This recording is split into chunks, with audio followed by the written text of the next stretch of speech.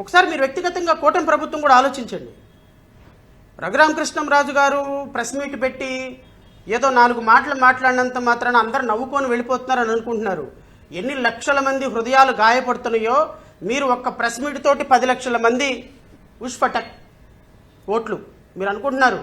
చంద్రబాబు నాయుడు, నారా లోకేష్, పవన్ కళ్యాణ్ ఎక్కడ ఉన్నావో తెలియదు, జనసేన అధినేత, మీరు కూడా ఇలాంటి రఘురామకృష్ణంరాజు యొక్క చేష్టల్ని మీరు ఎంకరేజ్ చేస్తున్నంత వరకు, మీ మీడియాలో ప్రొజెక్షన్ ఇస్తున్నంత వరకు మీరు అనుకుంటున్నారు ఏదోలా ఆయన వ్యక్తిగతంగా పోరాడుతున్నాడు.